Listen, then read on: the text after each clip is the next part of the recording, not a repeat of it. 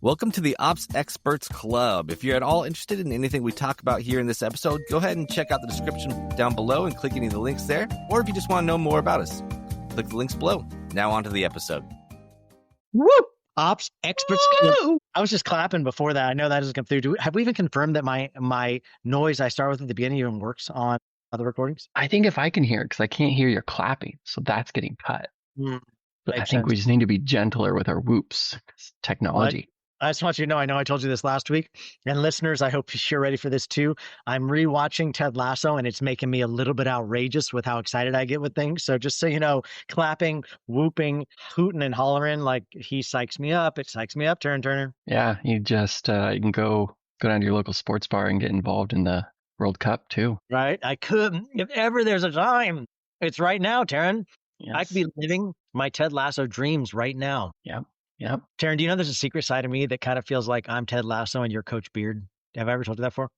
No. Just so you know. Next time you watch it, if you ever watch Ted Lasso again, just realize, to me, you're Coach Beard. And I think it's a cool thing. I think it's like, I'm a little bit outrageous and loud. Coach Beard's the one that kind of like tamps Ted down a little bit. At the same time, gets funny, gets quirky, gets right back at him. Yeah. Here's in a row, baby. Chess club, baby. Like, I just think that's Coach Beard's MO, and that's you. I appreciate you for that. Yeah, thanks. I think you're a great Ted Lasso. I think you're runner-up for the next spinoff. Thank you. I appreciate you. So, which a new season's coming on. So it's like, that's why I started back over, so I can be fully prepped. We talked about Jurassic Park prepping. That's why I'm getting fully prepped. Anyway, Ops Experts, thanks for being here with us today. You didn't hear my clapping, but Terryn just saw it, so that counts for something. Today, we're going to talk about prescriptions. No, I'm not trying to sell you drugs. I'm not trying to get you on some new GLP-1. Like, don't worry, I'm not going that way with it. But I will say, we're going to talk about what is the prescription that every entrepreneur needs. Because I think that there's one out there that just is the medicine. Like, it's the medicine that they need and that will really help. And we're going to talk today about what I think that is. To me, personally, I feel like every entrepreneur that I've met, and I'd say that's probably 99.5%. There's a 0.5 out there, but it's very, very few. We've worked with dozens and dozens, dozens of high-level entrepreneurs building multi-million-dollar businesses. And the Achilles, the symptoms that need to be treated with a prescription that I've seen in all of them, not actual medicine. I'm not talking about medicine, but what I've seen is a very consistent symptom for all of them is shiny object syndrome. They're all over the place. Mm-hmm. Always something new, always something they're excited about, some new mastermind they attended, some new seminar they went to, some new friend of theirs they're talking to, some new piece of technology, some new business offer they want to try, some new person they want to hire, some new coach that they need. Like, it's always something new that they feed off this frenzy, which is fine for the entrepreneur, but it's not fine for his or her team. Because what it feels like is just continual like shell shock. You just felt like you get thrown into the blender cycle of an entrepreneur when he comes every single Monday. She comes every single Monday with some new idea. They're so freaking psyched about. It's the best idea they've ever had. And what they're indirectly telling you is everything you've been working on since last week that was their last greatest idea they just had, the last biggest idea they just had, is now all can be put off to the side. And now they want you to focus solely on this, which just gives your team terrible whiplash. So the best prescription I can offer to any entrepreneur is consistent systems for your team, consistent systems for how you're doing meetings, how you're holding people accountable, how we keep front and center the things that we're supposed to be working on. Terryn Turner, what do you think about that? You know, it's similar to a piece of advice I always give people. When I work a lot in the tech side of these companies, they're always saying, Terryn, what do you recommend? You know, we want to go to this. We want to switch to that. We got CRM. We got a project management tool. We got a cart. We got a funnel page. What do you recommend for this? And I can give my thoughts and feelings because I have them. I've been in hundreds of these things. But the most important thing is sticking to it and adopting it. That will outlive any choice you make. Any project management tool you migrate to will not mean anything if nobody's using it, if it's not being adopted, if it's not a core part of the process. So it doesn't really matter what you pick. Just pick something and utilize it and stick with it. Yeah. I just had I just got a text this morning. It's so funny. And Terryn, if I told you who it was, you could probably guess who it is. He's been with us the very longest of all of our clients. I love him. The dude is just one of the funniest, best-hearted dudes I know. But I just got a video from him this morning. This is how it happens every time. It's not just Keith Yackey. It's like every single person that we work with. Is that I got this video message from Keith, and he's flying and he's doing a one day with a client. And on this flight that he had done overnight, which means he's a little bit delirious, right? Because he just did a red eye.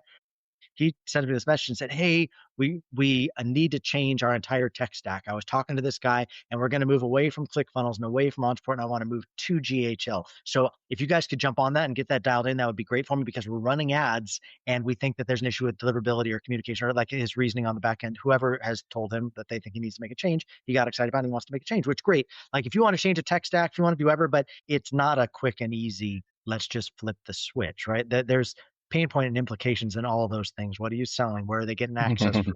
That whole work. Where is that built out? Are we going to send them to, a portal that's built out on one of these platforms that you want to dinosaur extinct? You know what I mean? So I think that as we talk about things, you get visionaries, they get excited, which is awesome. It's the energy that you need to keep a business driving forward. But I would say the best thing that I could tell you is communicate succinctly the same way every time with your people what you want to see done, and then hold them accountable to it. Because if you don't, then everybody's whipped by the erratic chasing of the visionary. And that means you have a bunch of half-baked projects that never get done. So the way that we always recommend that is consistent weekly meetings. Start there, right? Like consistent weekly meeting. Your team needs an operating system, right? EOS is something that we advocate for. Entrepreneurs operating system. They feel like it's a great tool, just like your phone needs an operating system to run, right? Just like your iPhone needs iOS, your people need some sort of operating system to run from, to make sure they're getting everything done that you pipe down to them. Now, I think that some visionaries hear this and they're like, "Oh, we're going to talk about consistency and meeting structure. I mean, why don't you just punch me in the mouth twice and push me down a flight of stairs?" Like that's not the energy that they want to bring, to something like this conversation. But it's not for you, it's for your people, because your people aren't wired like you. Your people need consistency. And thank God they're not wired like you, because you would have a bunch of people going a bunch of different directions all the time. The whole thing would be chaos. You need to hire people that are probably wired differently than you, so that you can drive down on one person, I would say an integrator, who can then drive down to a system that frames up everything you're asking for, so that everything you start has an ending. Terryn, do you have a thought on that? Yeah, I mean, I agree. I think those are all great recommendations. You're going to see the most traction. That's the whole reason why it's called traction when you're adopting those. Yeah, it's our bread and butter. I mean, we roll it out with every client that we start on, and we're not an implementer. Like Gino has got a great process. He's got a great book called Traction, like Terryn just mentioned, that it's the Bible. He doesn't withhold anything from you there. He gives you all of his tools for free online. You can grab any of the templates from online from Gino. I think it's awesome. So we're not implementers, right? There are people that you can pay money to come in and implement EOS for you. We're just simply fractional integrators, right? So we just help you once the framework is set up to really dial it in. And so we will come in and help people with level 10 meetings and running them for people and holding them and creating a scorecard for them and creating rocks, which is just the big projects you're trying to move in any given quarter that gets you to the end of your goal you want to hit. And then this is the part that I think that most visionaries hate, but is so important for your team. And that is talking through the issues. Like, what's the pain point we're feeling? How are what's happening within customer experience? What's happening within our tech stack? What's happening within finance? What are the issues the different teams are feeling? And then from that issue, it's not just a plain fest. Like there's a to-do that comes out of it. After we've all decided what the answer is, what's the to-do that comes out of it? And when is that going to be done? If it's something that's a weekly to do, then you drop it into the agenda list, and then we hit it next week and say, "Hey, Bill, did you get that thing done that we all decided on last week? Or is this a bigger project than that and needs to be added to the rock list?" And maybe if you're in the middle of a quarter, that's not going to be until next quarter that we really get and pull apart the meat and potatoes. But I think that having a way that you can triage pain, entrepreneurs are created to make pain for businesses. That's what I've determined. That you need a measured, methodical way to work through the pain. Otherwise, you're just inflicting wide open throttle pain on your people all the time. And what you experience is fall off. You experience people not able to run with you. You experience burnout, or you as an entrepreneur start cutting people because you feel like they can't keep up or they don't have the same kind of energy as you're looking for. But what it really just means is that you need to work on your leadership and plug in an operating system that's going to be able to bear the load as you grow. Yeah, I think that's an interesting thing you pointed on, that they create pain. I think it probably stems from them trying to, as they're successful, you realize most successful people have identified a pain point and have something people can need and utilize That's right. to fix that pain point. And that's kind of their thought process. And that's why they're successful. And so we just need to keep that oriented towards creating pain, towards business growth, not creating pain in the business. I think that that's 100% true, Terryn. Like we, as a people, as a species, I don't think that we enjoy change very much. Like I don't think that most people are looking for everything to always be flipping over there in their life, flip over, flip over, flip over, flip over. But entrepreneurs actually live a little bit in the chaos of that. Like they actually, I think, thrive on that energy of a lot of change, right? They're always adapting, always driving for something new, always feeding on it, which is fine. But I think that you have to be able to throttle down on, okay, but what's the biggest needle movers for where we're at in business right now? And where do we want to be 12 months from now? Because if you continue to pick up and put down and pick up and put down and pick up and put down, you're losing speed over time because people have to recalibrate because most people are change adverse, right? So it takes them a while to be able to even get on page with what you're talking about, to even understand what you've been stewing on for the last 20 hours before you're able to get on this call and really let your team have it with what you're thinking about. And I think that you have to have a method for the madness. Otherwise, you burn out team, which leads you to the next team. And then there's like a 3 to 6 month growth period of your team's got to calibrate to you, whoever it is, no matter how good they are. It's going to take them some time to learn your processes, to learn your message, to learn your verbiage, your wording, your culture, and how we're bringing that product to market, right? So realize that the ROI on your people is high. Like you, and if we just start cutting people, then all that investment that you made, all the return on investment just fell off and was flushed down the toilet. And then we're starting over again from ground zero to build back up again. And so if entrepreneurs could see, hey, traction probably doesn't feel sexy for you. Most visionaries don't read the book Traction. They read the book Mhm. Rocket Fuel because it's about a quarter of the width, right? It's a much shorter book and it's more bullet points than all the meat and potatoes. It's the integrator, it's the operator that really loves traction. But if visionaries could see, if entrepreneurs could see, my team needs a system to be able to triage the pain that I'm causing, which isn't a bad thing because it's pain comes from stretching and change. That's okay. But they need a system to be able to process through that. Otherwise, it's just bottled chaos. And then I'm actually creating my own ceiling because my people never are able to lift to the ceiling I need because I haven't given them the foundation that they need to be able to scale. Yeah, absolutely. So, Terryn, we do. If this sounds interesting to you at all, and maybe it's not interesting to you, but interesting for somebody that you think on your team as you're listening, visionaries, we did a whole like 30-minute training on this. It's at the Collab team /ops dash traction. I think that from there, you can watch the 30-minute presentation I did, and then we give you all of the assets that you're going to need to actually roll out a system for your people that's consistent, that's going to give you some traction. I would encourage you sending that to your operator, have them watch it, think about implementing it. Taryn, although I do think there are a lot of entrepreneurs out there who need to implement that, I think there are some entrepreneurs out there that have tried to implement that in the past and it gets boring. They're bored. They don't like it anymore. They tried it because they respected me. They respected someone they trusted who told them they needed to do it, but then they barely got into it and they probably tweaked it and twisted it and comboed it with some other system out there. And now it's some Frankenstein of what a weekly meeting is supposed to look like, what an operating system for their people is supposed to look like. And then it becomes like cumbersome and they don't like that there's constriction to themselves on it. And so then they ditch it by the side of the road, or they're like driving like a flat tire down the freeway where it's like they're limping a process that was designed to help them, to streamline actually for them, but it actually has become something where it's kind of a choking point. And so I always suggest, hey, just like every iOS needs a system update, like how many times do we need an update that are coming onto our iPhones, right? How many times do your app need you to actually, you need a new update because the app there's some buggy things in it we need to fix. I would say be checking in on the operating system of your people and make sure, hey, are we still living true to the framework we started at the beginning? Because if we make it abnormal, if we try and morph it to our culture, that's a very kind way of saying that we're not going to even use the system at all. We're actually going to just make it something we want it to be. It's not going to run as well. Like EOS is a system that's been tried by hundreds of thousands of businesses worldwide. It's a great system. And I would say stay true to tried and true. Like be careful of how many adaptations or bolt-ons that you're putting onto this thing or stripping out of this thing because you can't expect the same results. Taryn, you've seen that probably more than anybody else on the Collab team. You've been here with me now going on 12 years. Like talk a little bit about what you've seen of bolt-ons adaptations, Frankensteins from a system that is really pretty streamlined and simple as far as it is. Yeah, grow your eyes. Yeah, Big. We're getting old. it's been a while. Yeah, definitely you see a lot of fatigue.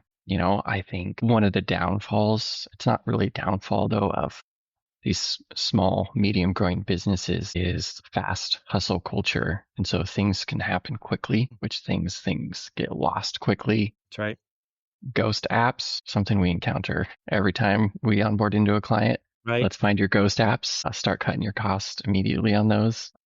Yeah, you just end up with it's the age old time of we've just been doing so much work of the doing that we're not getting a lot of time in the documenting because things have just been going so quickly. Yeah. I think nobody loves to hear. I started a group on it actually on Facebook for people who want to have some like commitment in their life and like hold people accountable to something, but it's called Just Be Consistent. Nobody likes to hear that message, right? Nobody likes to hear, hey, I just need you to consistently, whether it's dieting, right? The reason why like majority of diets fail is because we start getting inconsistent with it, right? The majority of time workouts fail is because we get inconsistent with it. Like we're creatures of habit we don't like anybody to tell us, hey, you just need to consistently do the basic things and you're going to see some real lift, but your inconsistencies are actually slowing you down, And so I would really encourage people to realize visionary, the two best tools I can give you is a weekly meeting structure, which is what EOS would call level 10, and your visionary integrator meeting. Like those two things are the things you need most because the visionary integrator meeting is where you can just pipe into your ops person all of your biggest ideas, all the things you want to do, everything that you keep bringing to your whole team. And your team is like, I just am a VA in the Philippines and I have nothing to do with what you just said, but you just talked about it for 45 minutes. Like it's a waste of time for the whole team to hear what you just I know you feel about it. Find your integrator. You can just pipe all your information in and then let he or she be the one that goes to the team with that in a way that's a framework that they can digest, which is the level 10 meeting, right? So visionary integrator, I'd say meet with your integrator early in the week, right? And then sometime midweek, Tuesday, Wednesday, like have the level 10 meeting where the integrator that can then bring those things to the level 10 meeting and triage the pain. Hey, here are all the issues that visionary he or she is seeing and this is how they want them solved, and this is how we plug them in, or can be your resistance point too, right? Where they're like, hey, Mr. Visionary, Mr. Visionary, we already have 3 to 5 rocks for all of the team currently because we committed to those at the beginning of the quarter. I would love to add these things on the list of rock ideas for next quarter. Or if like you just have a hole burning in your side for we have to do this now, that's fine, but realize something else has got to go. An integrator that can bring up the rock list and say, hey, remember this? These are the 10 things that you said were really important to you just last week. Are these things still the same things? Because if we pull somebody off of this, we're going to have to pull somebody off of one of these things to get this new thing done. Help me prioritize this. And I would say, visionary, realize slow, steady progress is going to be what helps you to lift the lid. I had a visionary tell me just a couple weeks ago that he wanted 10x his business this year. And I told him, hey, listen, I know your product is great and I know that you think you can sell it. It's very few people that I've seen be able to 10x scalability of their business in a year, just because there's so many systems that have to be built out to be able to bear the load of 10x your customer count. And so just realize there's going to have to be active scale that's happening. How many people are we hiring to now support those new sales? How many systems are we having to put in place? Are the systems you have in place even able to bear 10x what you have right now? Like it's a lot of things have to be considered in that. So I think just calibrating, give yourself a calibration, be consistent in the things that work because slow and steady is actually going to be how you scale something. If you try and rapidly scale, there's a very good chance that you're going to have a pretty big fallout and it's going to be a lot of egg on your face as you, the business owner. The way that I liken to it is foundations that scale is what we do here at Collab team. We build foundations that enable you to scale. But if you don't lay those foundations, then your name is on the side of the building, right? The Trump Tower has Trump's name right on the side of it. If that foundation isn't good, when that thing falls, everybody in the world sees it fall and it's got his name on the side of the building, your name side of the building. So set good foundations, even if that seems boring. That's the prescription you need. That's the medicine that you need to take is consistent systems for your people. Don't try and make yourself something you're not, but also don't try and expect from your people things that is unrealistic. Taryn, did I cover that okay? Yeah. I mean, I couldn't have said it better myself. Well, I was about to say the same thing. I'm not sure about that because you can usually make things a lot more concise. I'm usually very verbose, and that's why we complement each other so good, Coach Beard. That's how it works.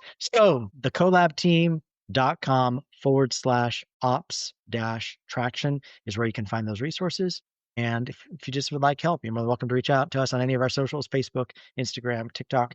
We'd love to help you with any of those things where you get stuck. So Terryn Turner, thank you for joining me today. You're always an amazing co-host, and Ops Experts, thanks for joining us today. We'll see you next week here on Yes. Ops Expert Club.